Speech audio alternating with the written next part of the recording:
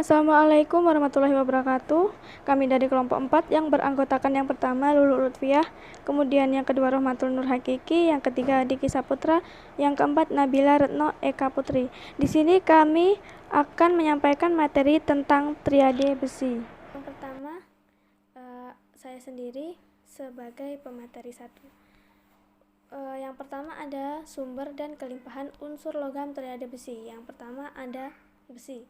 Besi merupakan unsur-unsur terbanyak keempat setelah oksigen, silikon, dan aluminium. Kemudian besi ditemukan terbesar luas di seluruh kerak bumi dengan jumlah sekitar 4,7%. Kemudian kelimpahannya dalam batuan kerak bumi adalah min 62.000 ppm. Kemudian di alam, besi terdapat dalam bentuk senyawa-senyawa antara lain sebagai hematit atau Fe2O2, kemudian magnetit Fe2O4, kemudian ada pirit FeS2 dan siderit FeCO3. Kemudian yang kedua ada kobalt.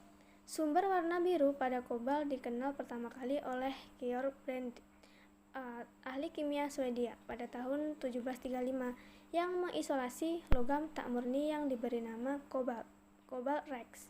Kemudian pada tahun 1780 Theo Bergman menunjukkan bahwa kobalt rex adalah unsur baru yang kemudian diberi nama triunan dari kobalt atau bahasa Jermannya yang artinya globin atau roh hantu. Kemudian kobalt terdapat 20 ppm dalam kerak bumi. Kemudian di alam, kobalt terdapat pada lapisan-lapisan batuan sebagai smaltit atau CoAs2, kobalt sulfur senit CoASS, kemudian ada kobaltit dan eritrit. Kemudian yang selanjutnya ada nikel. Pada tahun 1752, A.F. Konrad mengisolasi logam tak murni dari biji yang berasal dari Swedia dan mengidentifikasinya dengan komponen logam kupfernikel sebagai logam baru dengan nama nikel. Kemudian pada tahun 1804, J.B. Richter berhasil mengisolasi logam nikel dengan hasil yang lebih murni dan mengidentifikasi sifat-sifatnya. Kemudian, nikel menduduki urutan ke-24 dalam kerak bumi. Akhirnya pada tahun 1804, J.B. Richter berhasil mengisolasi logam nikel dengan hasil yang lebih murni dan mengidentifikasi sifat-sifatnya. Kemudian selanjutnya biji-biji nikel yang utama ialah sulfida, oksida, dan arsenida. Lalu di alam, nikel terdapat dalam bentuk senyawa, misalnya pentladit atau FeSNis dan nickel-ferrous pirhotit. Untuk yang selanjutnya adalah isolasi atau produksi unsur-unsur logam triade besi. Yang pertama adalah besi. Besi diolah dari bijinya atau hematit Fe2O3 atau magnetit Fe3O4 dan limonit Fe2O3 3H2O. Dalam suatu tungku yang disebut tanur tiup atau blast furnace, tanur tiup berbentuk silinder raksasa dengan tinggi sekitar 30 meter dan diameter bagian tengah sekitar 8 meter. Tungku diisi dengan campuran biji atau biasanya hematit, kokas, dan batu kapur. Kemudian semburan udara panas atau udara dengan bahan bakar minyak ditiup di bagian bawah. Bisa dilihat di gambar PPT yang saya tampilkan. Kemudian kokas berfungsi sebagai reduktor, sedangkan batu kapur berfungsi sebagai flux, yaitu bahan yang akan bereaksi dengan pengotor dalam biji besi dan memisahkan pengotor itu dalam bentuk cairan kental yang disebut terak atau slag. Komposisi bahan-bahan tersebut bergantung pada pengotor dalam biji besi. Biji besi mengandung pengotor baik yang bersifat asam seperti SiO2 atau pasir, kemudian AlO3 dan P2O5, maupun pengotor yang bersifat basah seperti CaO, MgO, dan MnO. Akan tetapi, biasanya pengotor yang bersifat asam lebih banyak, sehingga perlu ditambahkan flux yang bersifat basah, yaitu contohnya CaCO3. Proses atau reaksi yang terjadi pada pengolahan besi secara garis besar sebagai berikut. Biji besi, kokas, dan batu kapur pertama-tama dimasukkan ke dalam tanah lewat bagian atas tanur. Kemudian, udara panas ditiupkan dengan kuat dengan kecepatan min 350 mph melalui bagian bawah tanur. Kokas terbakar dan panas yang menyengat dihasilkan sehingga suhu mendekati 2000 derajat Celcius. Dicapai bagian bawah tanur dan 200 derajat Celcius di bagian atas. Maka dapat dihasilkan reaksinya yaitu C solid plus O2 gas menghasilkan CO2 gas plus kalor. Ketika bergerak naik, gas CO2 yang baru terbentuk itu bereaksi lagi dengan kokas yang bergerak turun membentuk CO. Kemudian CO2 gas direaksikan dengan C solid menghasilkan 2 CO gas. Reaksi ini bersifat endotermik sehingga terjadi sedikit penurunan suhu pada proses. Kemudian karbon monoksida yang terbentuk ini secara progresif mereduksi oksidasi besi ke bentuk oksida-oksida yang lebih rendah dan akhirnya menjadi logam.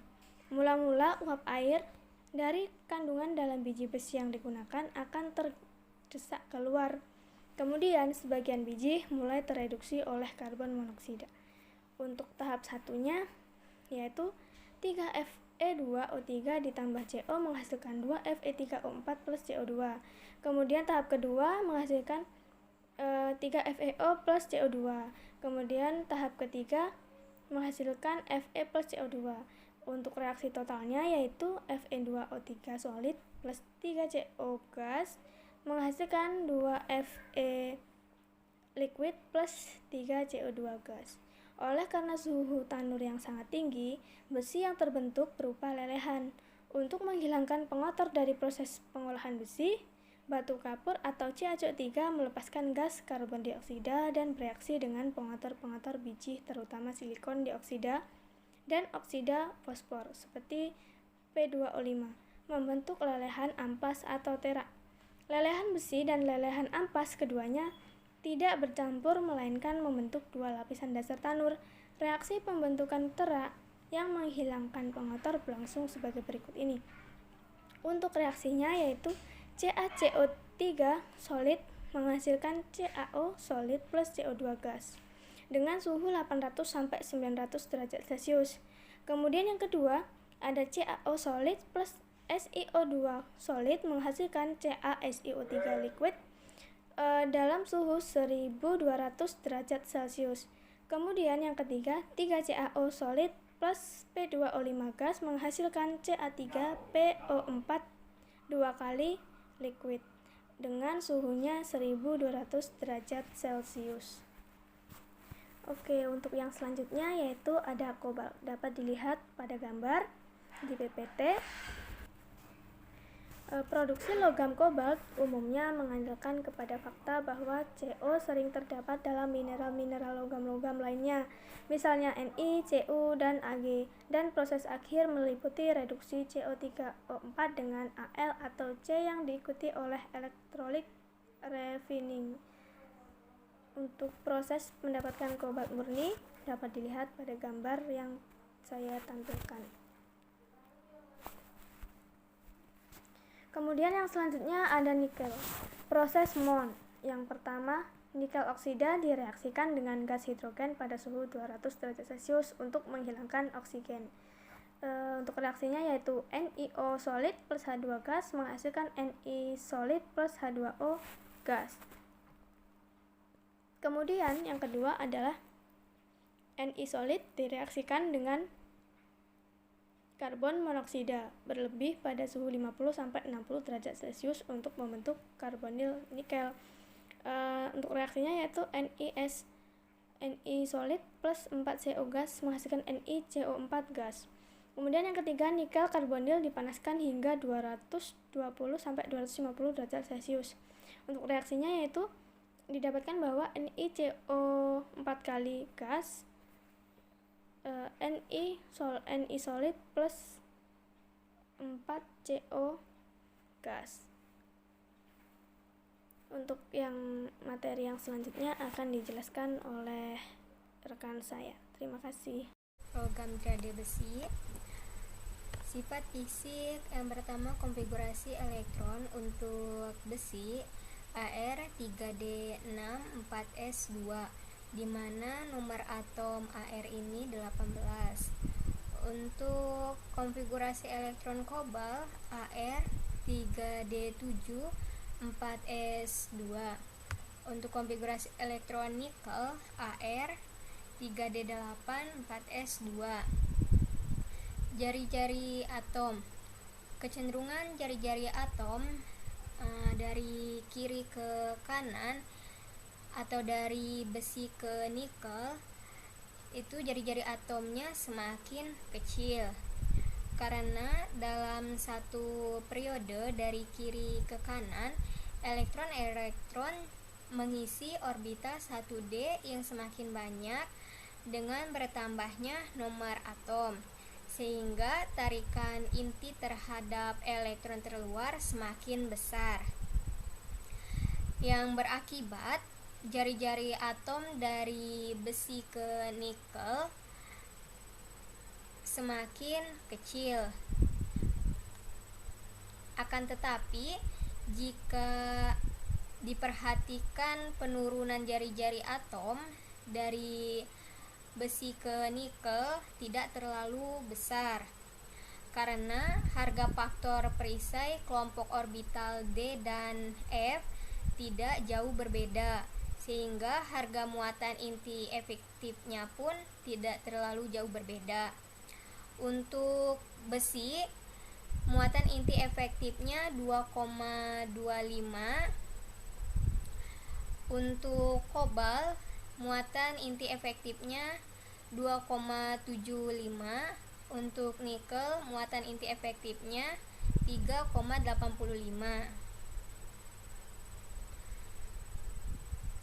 Jari-jari ion. Untuk kecenderungan jari-jari ion dari kiri ke kanan atau dari besi ke nikel, jari-jari ionnya semakin kecil, karena dengan pelepasan satu atau lebih elektron akan mengurangi tolakan antar elektron, sementara muatan intinya tetap, yang berdampak awan elektronnya akan mengkerut dan jari-jari ionnya akan semakin kecil. Untuk titik didih dan titik leleh dari besi ke nikel semakin berkurang karena berkurangnya sifat ionik. Jika kita perhatikan dari kiri ke kanan, titik leleh dan titik didihnya semakin kecil. Hal ini karena tingkat oksidasi +3 dari besi ke nikel menjadi kurang stabil, di mana senyawa-senyawa logam transisi dengan tingkat oksidasi +2 dan +3 sering dipertimbangkan ionik. Atau dengan kata lain, sifat ionik dari kiri ke kanan itu berkurang, yang berakibat titik didih dan titik lelehnya menjadi berkurang. Energi ionisasi. Untuk kecenderungan energi ionisasi pertama, kedua, dan ketiga untuk setiap unsur besi, kobalt, dan nikel itu semakin besar. Hal ini dikarenakan jika sebuah elektron dilepaskan dari satu atom netral akan mengurangi tolakan antar elektron. Oleh karena itu, muatan inti tetap, tarikan inti terhadap satu elektron terluar semakin besar, sehingga diperlukan energi yang lebih besar untuk melepaskan elektron terluarnya.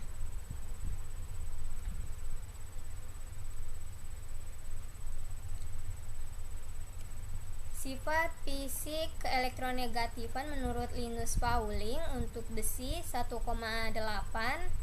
untuk kobalt 1,9, dan nikel 1,9. Afinitas elektron besi 15,7 kJ per mol, kobalt 63,7 kJ per mol, dan nikel 112 kJ per mol. Untuk sifat fisik densitas dari kiri ke kanan akan cenderung semakin besar. Densitas atau rapatan massa merupakan perbandingan massa atom dengan volume. Jika volumenya dianggap tetap, sedangkan massa atom semakin bertambah, maka menyebabkan densitasnya akan semakin besar. Tapi jika densitas Ni sama dengan densitas Co atau kobalt, karena model keemasan Ni itu FCC dan Co itu model keemasannya heksagonal. Nah, FCC dan heksagonal ini memiliki kerapatan yang hampir sama, sehingga densitasnya juga hampir sama. Untuk sifat fisik potensial elektroda dari kiri ke kanan semakin besar. Hal ini menunjukkan semakin ke kanan maka semakin mudah untuk tereduksi. Daya hantar listrik untuk besi 80,2, kobalt 100, dan nikel 90,7. Variasi Bilox.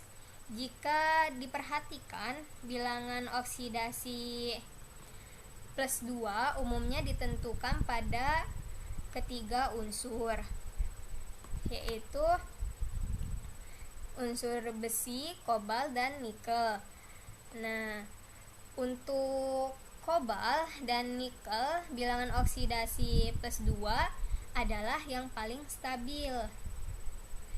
Tetapi untuk besi, yang paling stabil adalah bilangan oksidasi plus 3. Hal ini dapat dijelaskan sebagai berikut. Dengan pengisian konfigurasi elektron dari besi, bilangan oksidasi plus 2 dan plus 3. Berdasarkan konfigurasi tersebut, subkulit orbital D yang terisi setengah penuh ternyata sedikit lebih stabil, sehingga dalam senyawa besi, bilangan oksidasi plus 3 lebih stabil dari tingkat oksidasi plus 2. Kenyataan ini menunjukkan bahwa besi 2 plus 2 dapat dioksidasi dengan mudah menjadi besi plus 3. Untuk kobalt dan nikel, kehilangan sebuah elektron tambahan tidak menyebabkan terbentuknya konfigurasi elektron dengan orbital D setengah penuh.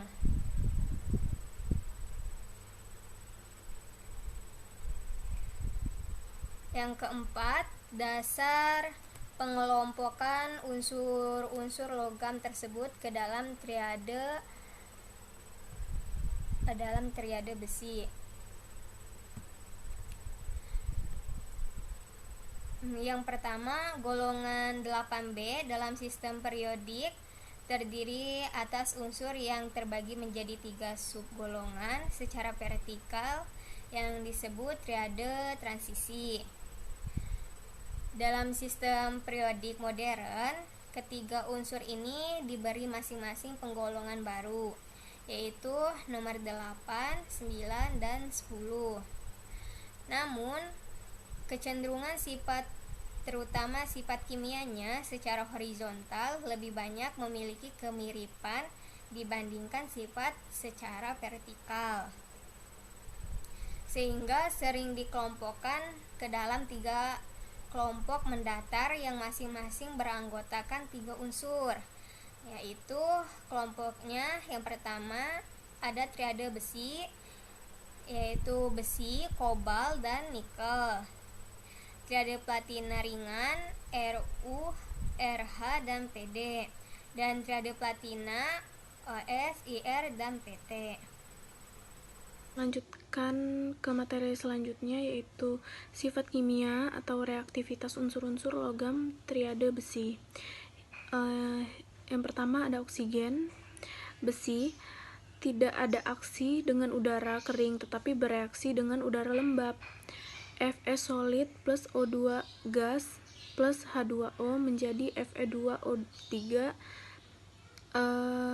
dikali H2O, padatan coklat kemerahan atau disebut karat. Ketika Fe dipanaskan dengan udara membentuk ferrik. Kobalt tidak terlalu reaktif dengan udara. Namun, pada pemanasan, oksida CO3O4 dapat terbentuk. Jika reaksi dilakukan di atas 900 derajat Celcius, hasilnya adalah kobalt 2 oksida COO. C. Ada nikel. Logam nikel tidak bereaksi dengan udara di bawah kondisi standar. Pada suhu yang lebih tinggi, reaksi antara logam nikel dan oksigen menghasilkan oksida nikel 2. 2 Ni solid plus O2 gas menjadi 2 NiO solid. Kedua, nitrogen. Besi tidak bereaksi dengan nitrogen.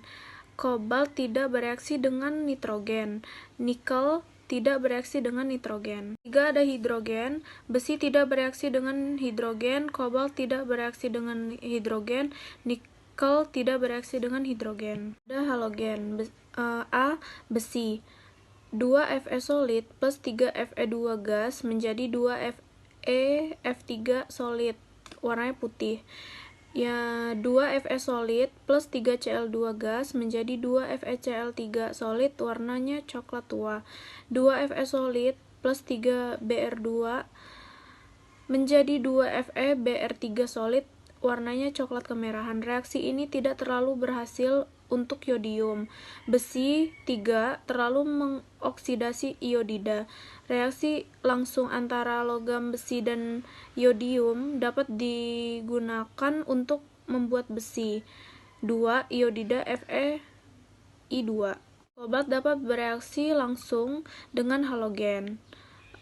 CO solid plus Br2 menjadi COBr2 solid, warnanya hijau.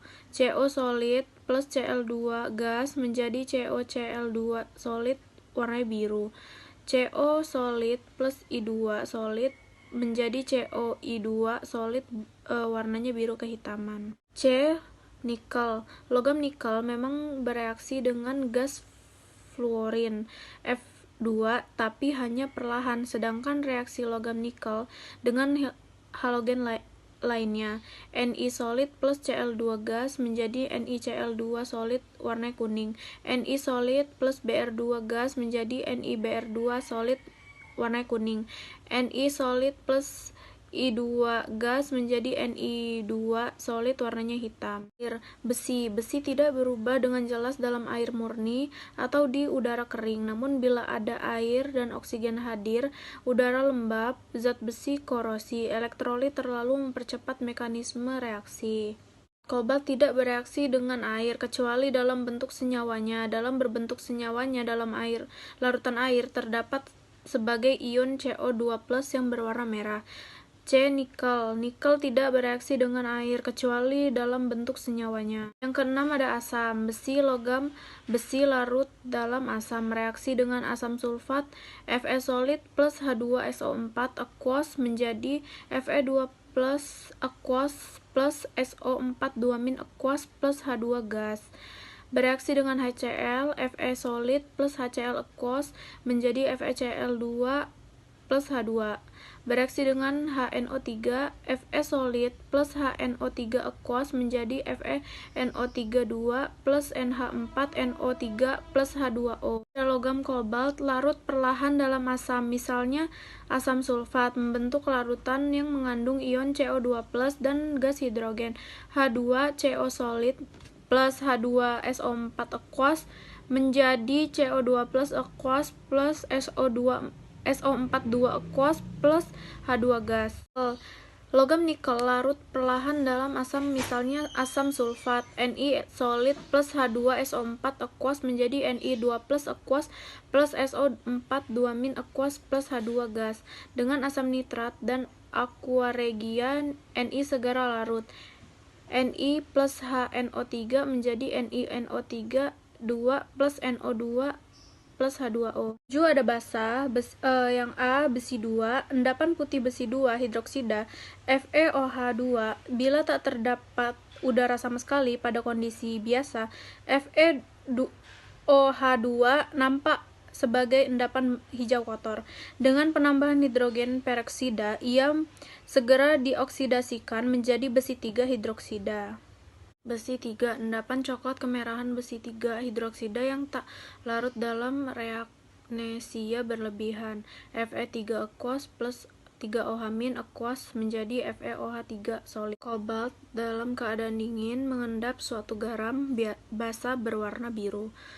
Pada pemanasan dengan alkali berlebihan atau kadang-kadang hanya dengan menambahkan reagnesia berlebihan, garam basa itu diubah menjadi endapan kobalt hidroksida yang berwarna merah jatuh. Ada nikel, endapan hijau nikel 2 hidroksida. Endapan tak larut dalam reagensia berlebihan tak terjadi endapan jika ada serta tatrat atau sitrat karena terbentuk kompleks.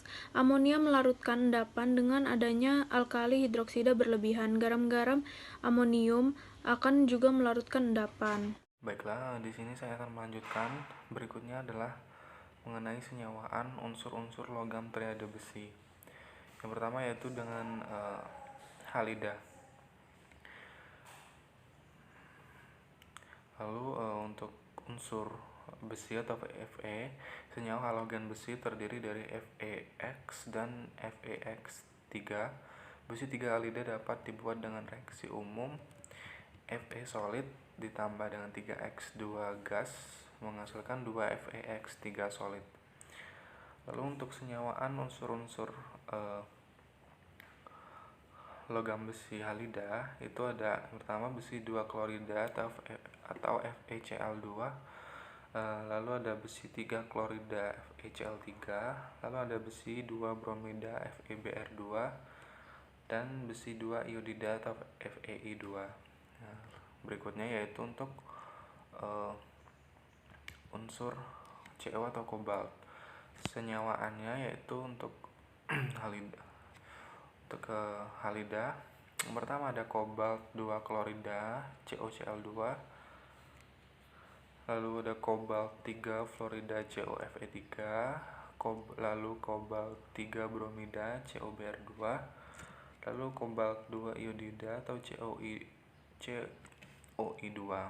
Dan untuk logam Ni atau nikel, senyawaan halidanya yaitu nikel fluorida tetrahidrat atau NiF 4H2O, lalu ada nikel 2 klorida NiCl2, lalu ada nikel 2 bromida NiBr2 dan nikel 2 iodida atau NiI2. Berikutnya, lalu untuk senyawaan logam triade besi dengan oksida. Ada 3 macam oksida besi yang umum dikenal yaitu besi 2 oksida FeO, besi 3 oksida Fe2O3, lalu ada yang terakhir itu besi 2 besi 3 oksida atau Fe3O4. Besi 3 oksida hanya dapat terbentuk dalam oksigen atmosfer, maka atmosfer planet bumi tentulah sangat kaya akan oksigen ada waktu itu. Besi 3 oksida dapat dibuat di laboratorium, yaitu dengan memanaskan besi 3 oksida hidroksida yang diperoleh dari penambahan ion hidroksida pada ion Fe3+. Lalu untuk untuk logam unsur kobalt atau Co, beberapa oksida logam kobalt adalah kobalt 2 oksida atau CoO dan campuran CO2 dan CO3 atau CO3O4. Satu-satunya oksida logam divalen CoO yang berupa serbuk hijau dapat diperoleh dari pemanasan logamnya dalam udara atau dengan uap air.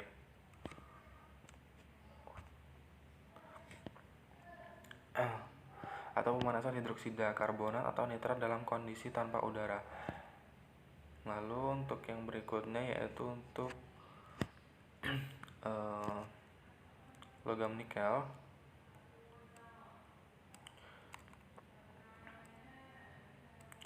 Itu senyawaannya yang pertama ada NiO2, lalu ada Ni2O3 dan NiO. Senyawa ini satu-satunya yang tepat untuk menjelaskan tentang oksida nikel, walaupun NiO2 dan Ni2O3 dianggap ada. Mineral NiO bauxit sangat jarang ditemukan dan diklasifikasikan sebagai oksida logam yang paling sederhana. Berikutnya yaitu untuk senyawaan logam tirada besi dengan hidroksida. Untuk pertama logam besi, penambahan ion hidroksida ke dalam larutan ion besi 2 pada awalnya menghasilkan endapan gelatin hijau besi 2 hidroksida. Tetapi hadirnya oksidator misalnya dari udara mengakibatkan terjadi perubahan warna menjadi kuning coklat dari besi 3 oksida terhidrat menurut persamaan reaksi Fe2+ aqueous ditambah dengan 2 OH- aqueous menghasilkan FeOH2 kali solid. Lalu untuk kobalt, penambahan ion hidroksida ke dalam larutan ion kobalt 2 menghasilkan endapan kobalt 2 hidroksida yang berwarna biru pada awalnya tetapi menjadi pink setelah atau merah muda setelah dibiarkan beberapa lama. Nah, ini contoh senyawaannya bisa dilihat pada slide. Secara perlahan kobalt 2 hidroksida teroksidasi oleh oksigen udara menjadi kobalt 3 oksida hidroksida atau COOH. Lalu penambahan larutan ion hidroksida ke dalam larutan garam nikel 2 menghasilkan endapan gelatin hijau nikel 2. Nah, untuk senyawaannya bisa dilihat untuk reaksinya pada slide. Lalu berikutnya untuk senyawaan kompleks. Untuk unsur besi, logam besi, senyawa besi dengan alkali sianida membentuk 2 jenis garam kompleks, yaitu ferrosianida yang menyediakan ion FeCN6 4- dalam larutan dan ferrisianida yang menyediakan ion FeCN6 kali 3-. Ion ferri bereaksi dengan ferrosianida untuk membentuk endapan biru yang khas dari ferrosianida yang disebut biru Prusia. Nah, ini untuk contoh senyawaannya dan reaksinya bisa dilihat pada slide. Lalu untuk kobalt,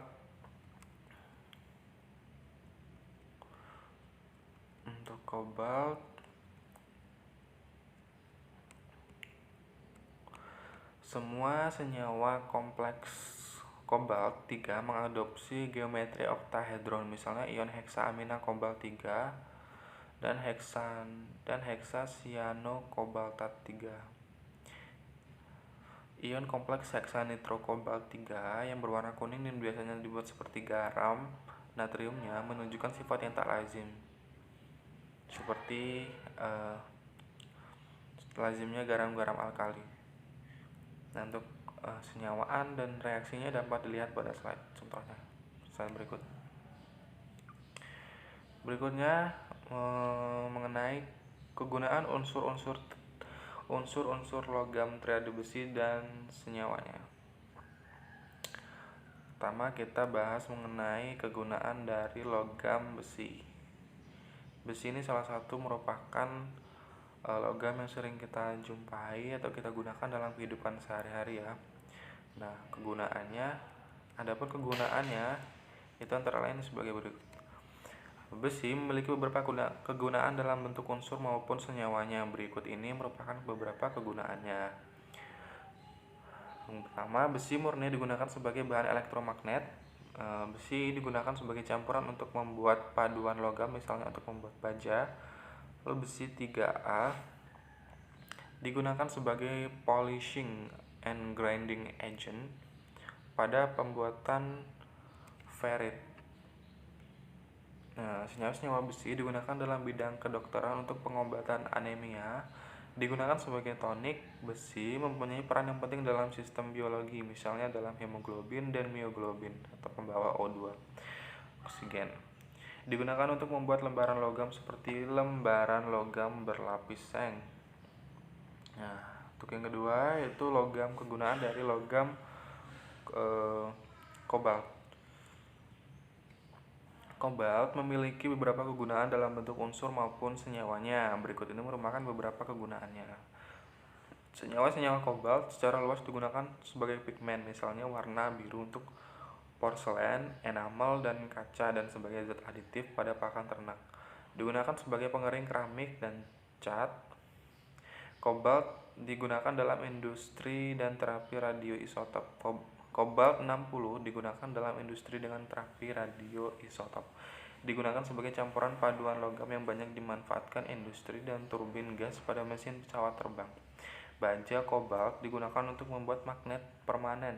Dengan wolfram atau tungsten karbida digunakan untuk membuat bahan yang sangat keras dan digunakan sebagai katalis pada beberapa reaksi kimia. Lalu unsur atau logam berikutnya yaitu nikel. Nikel memiliki beberapa kegunaan dalam bentuk unsur maupun senyawanya, dan berikut ini merupakan beberapa kegunaan dari nikel, yaitu nikel digunakan untuk memproduksi beberapa jenis koin dan baterai, digunakan sebagai pelapis logam tahan karat, digunakan untuk membuat aliasi logam seperti monel, nikrom, dan alniko. Nikel 2 oksida digunakan pada sel Edison. Serbuk nikel digunakan sebagai katalis pada hidrogenasi lemak dalam pembuatan margarin. Baik, itu tadi presentasi dan penyampaian dari saya, dan sekaligus mengakhiri materi presentasi dari kelompok kami. Kami akhiri. Wassalamualaikum warahmatullahi wabarakatuh.